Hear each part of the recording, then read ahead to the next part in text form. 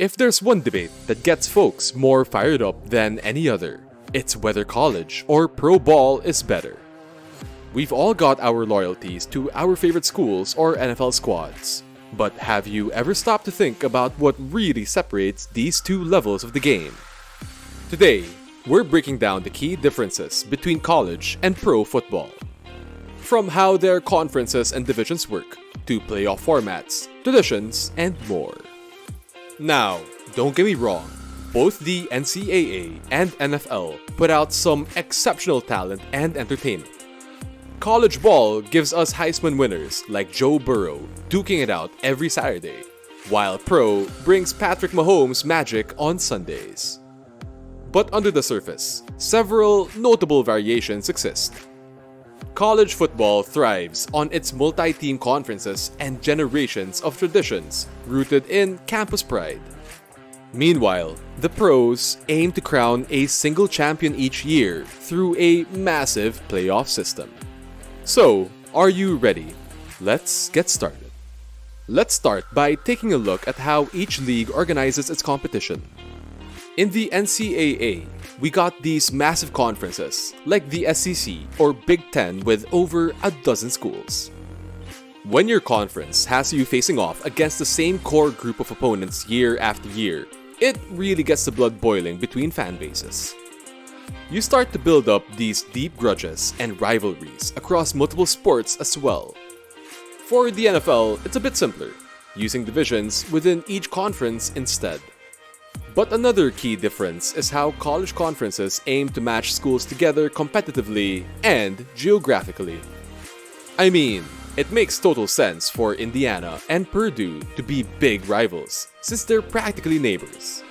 Meanwhile, pro divisions don't always stack up teams by location. With their schedule design as well, college ball leans way heavier on conference pride. You're seeing 90% of your league foes during the regular season. Pro teams, on the other hand, play interdivisional and interconference games more often, keeping things fresher from an entertainment standpoint from year to year. Alright, let's talk scheduling. In the NCAA, your average team plays around 12 to 14 regular season games each fall. But for the real big dogs out there, their seasons can sometimes extend even longer thanks to bowl season. A top team might play 15 to 16 games if they make a major bowl. On the other hand, NFL squads have a simple 16-game schedule come hell or high water. So in terms of pure quantity, the pros are getting after it more during the regular season grind. Where college has more flexibility is the lack of a hard cutoff for their playoff participants. Make the semifinals or finals, and congrats, you just added a couple extra ball games to your season tally. Now, you could argue the pros actually have it tougher since literally every game matters more in those ultra-tight 16-game divisions and conferences.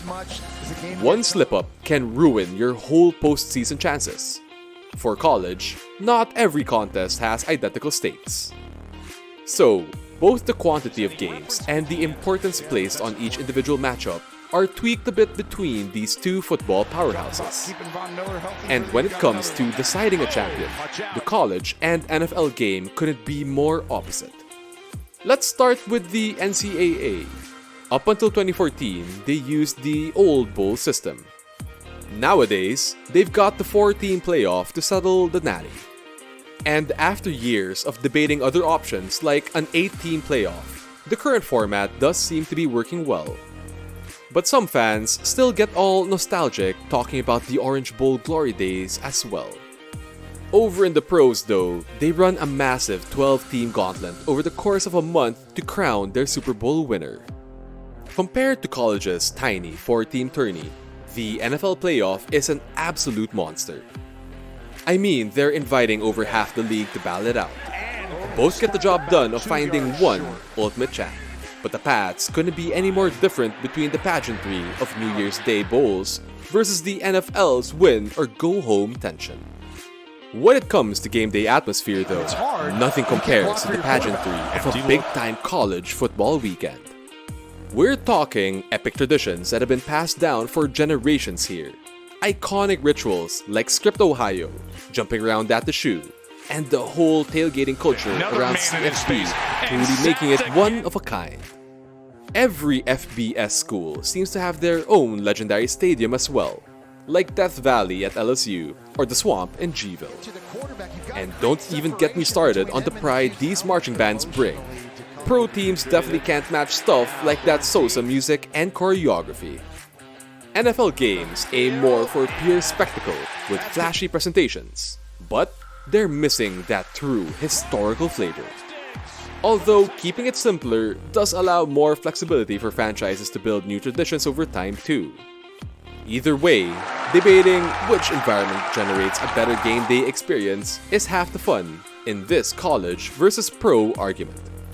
Because while the pageantry is unmatched at the college level, NFL crowds prove they can get just as hyped on Sundays when it matters most as well. Both achieve football fever in their own signature ways. In terms of player experience, there's no debate here. Being a college baller is a whole different lifestyle than life in the league. Student athletes gotta somehow manage football, classes, social life, and whatever else while repping their school. It's an absolute juggling act for sure. Compare that to the pro lifestyle where the sole focus is the game. No stressing exams or writing papers, just conditioning and film studies 24/7. Of course, for college guys, that time in the classroom can set them up for graduation and life after sports. Another big factor is eligibility and draft rules. Only 3 years playing college, but want to enter the NBA draft early, you better hit those academic marks or risk losing eligibility. NFL rookies skip that risk and get straight to a league minimum contract right away. And then again though, pro football is a short career on average. College gives players more longevity to develop at their own pace, even if the financial stability is uncertain until getting your big contract. Both routes create pros and cons around talent growth and career planning after sports. So while pros live the dream life money-wise, college athletes absorb a unique personal challenge to balance multiple worlds that pros never really face.